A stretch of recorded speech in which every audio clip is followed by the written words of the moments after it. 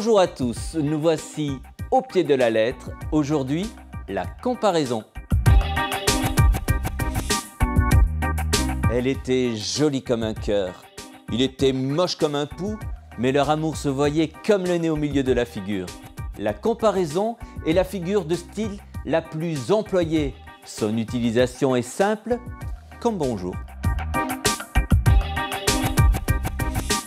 La comparaison consiste à rapprocher deux choses qui ont un point commun à l'aide d'un outil de comparaison, comme, ainsi que, pareil à, semblable à l'instar de. Ce peut être aussi un verbe, ressembler à. Elle permet de mieux se faire comprendre, de donner une vision plus concrète. Un homme fier, on sait ce que c'est, mais un homme fier comme un coq, on le voit se pavaner, la poitrine gonflée. Un homme est le comparé, le coq le comparant, et comme l'outil de comparaison. De la compagnie créole, comme dans les tableaux du douanier Rousseau, à Mathieu Chédid. Je dis M comme un emblème. Les chanteurs usent et abusent de la comparaison. J'aime beaucoup le Bowie comme Bowie que chantait Adjani sur des paroles de Serge Gainsbourg et surtout ces deux vers de Brassens. Je voudrais avoir la foi de mon charbonnier qui est heureux comme un pape et con comme un panier.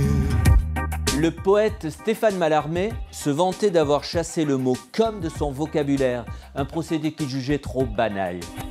Ce serait pourtant dommage de s'en passer. Écoutez Alfred de Musset. C'était dans la nuit brune, sur le clocher jauni, la lune comme un point sur un nid. Les surréalistes ont créé des mondes nouveaux grâce à des comparaisons surprenantes. Souvenez-vous de Paul Éluard, la terre est bleue comme une orange. Il faut dire que ces gens-là subissaient l'influence de Lautréamont qui avait écrit « Il est beau comme la rencontre fortuite d'un parapluie et d'une machine à coudre sur une table de dissection. » Pas vraiment clair comme de l'eau de roche.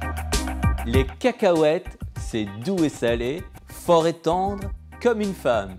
On doit cette citation à Jean-Claude Van Damme qui parle français comme une vache espagnole. À bientôt.